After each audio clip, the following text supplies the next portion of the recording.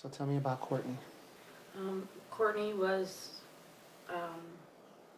the baby of the family, 14 years old. She was loved animals, being outside and going to the beaches. She liked to ride her bike and hang out with her friends. She loved to draw, and she tried to be a friend to everybody. She used to be a very happy girl, dressed crazy, and just liked to have fun. Tell me how bullying has affected your life. Courtney was able to stay very much an individual as far as the way she dressed and the way she carried herself and the way she acted, and she never cared about what people said or thought of her. When she started 6th grade, she started to have some problems, being called names and teased. As she went through 6th grade, it got worse. 7th grade, it got really bad to where it was not just minor name calling and stuff. It became actual bullying. She was called horrible names, made to feel like she was worthless and nobody liked her. She felt like she was ugly and that nobody cared about her. She ended up struggling with depression through all of this. She was diagnosed with major depressive disorder, panic attacks, anxiety. She didn't want to go to school. When she did go, I would pick her up at the bus stop and she'd be crying. She still gave people the benefit of the doubt and tried to be friends, but most of her time was spent in her room alone, sleeping, not wanting to be part of anything in life anymore. She began cutting in, I think, 7th grade, early 7th grade, her wrists and her thighs. She would cut. She starved herself and wouldn't eat for quite some time because people were calling her fat, besides all the other names. She tried to be a good friend. Even though she was going through things, she did stick up for other people and tried to be there for them. But when it turned the other way, it seemed like she was left alone to her own defenses, and she reached a point in her life where she'd been in and out of places where she stayed, and then partial hospitalization programs and therapy. And she got to the point where she couldn't take it anymore. She tried to kill herself the first time by overdosing on pills. She was in hospital for 3 days, and that was almost 2 years ago. Almost 2 years ago now. She had seizures, was hallucinating. She went away after that, came home, and she was okay for a while. But she hadn't really been happy in a couple years.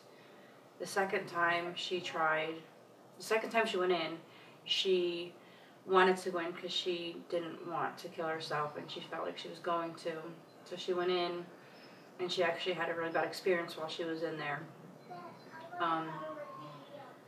which made her worse and have post-traumatic stress disorder and flashbacks to what happened to her while she was in there.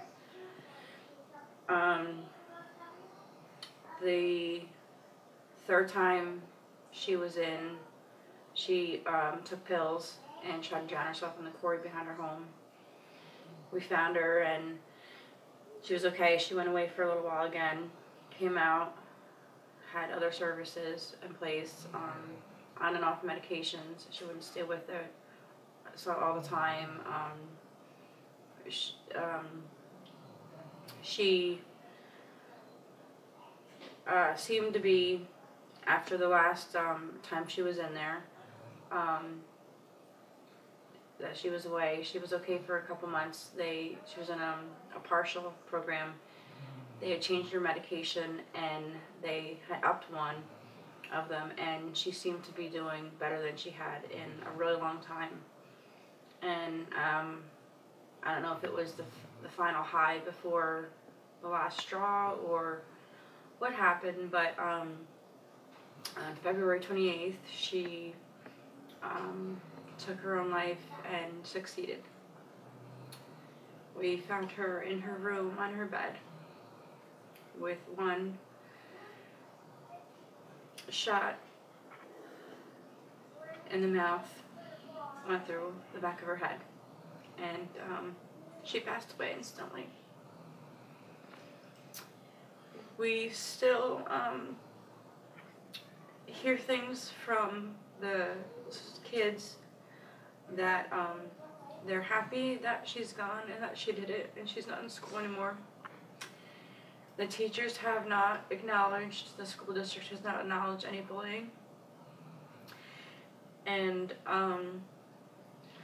we'd like to be a part of this effort and on this video to let the schools know that as parents and students we are aware that there's bullying going on and we need to stop it. We can't lose another child, and there are a lot of children hurting in this small town who are cutting and contemplating suicide daily. And this is for Courtney Patricia Zotynia, born November 1st, 1999. What do you want people to know and to remember about Courtney? She was the best thing that ever happened to us. She was beautiful. She could light up a room with her smile. She made the house feel like a home. She was loving and caring. She loved animals. She loved going to the farm and playing with feeding the pigs and the cows, and she's had several animals, rabbits. Since she was a child, she's always loved animals, so she's had just about everything from a hermit crab to a dog and wanting a cow. She made life happy for everybody, and now there's just a big void. She has two sisters and a niece and a nephew. Her niece is almost 3, and her nephew was just born. And she loved her niece, Michaela, and was awaiting the arrival of Carter. And she was great with other children. And she unfortunately cared too much about other people's happiness than her own. She was very kind-hearted and too sensitive to hurt other people's feelings or stand up for herself or fight back. She made everybody laugh, and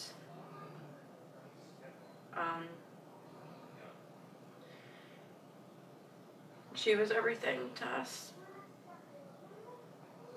and still is.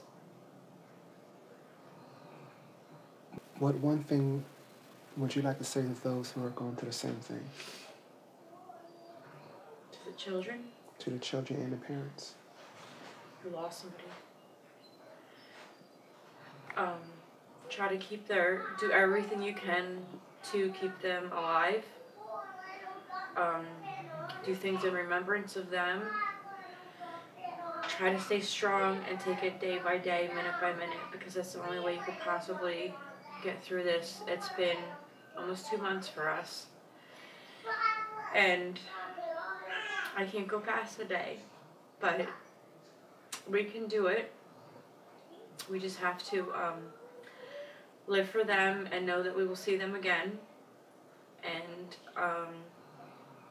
do things to do whatever you can possibly do to start something or join a program to stop the bullying and to get the schools to get them hear the message that this isn't okay. It's not a normal childhood thing.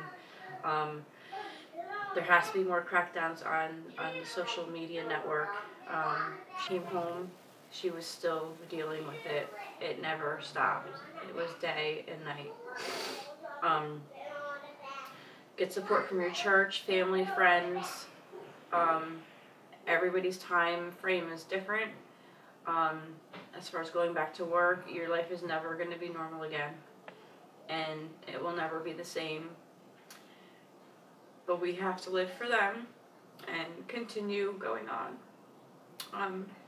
To kids that are bullying, you need to take a step back and realize what you're saying and doing is affecting these kids, and even if you don't see it at school, or you can see it in their face while you're doing it, you don't know what they're going home and doing to themselves, whether it's cutting or crying themselves to sleep at night. You are ruining children's lives, and when you're older, you're really going to regret what you've done. So think about what you're doing now, and whether you need therapy yourself, or to talk to somebody in school or your parents as to why you're acting the way you are. It's not normal. It's not normal to treat people that way and to not be nice to others. So I ask that you think before you speak and do what you can to help, not hurt. It could be your kids one day or you later in life that are bullied. Courtney Patricia Zotynia.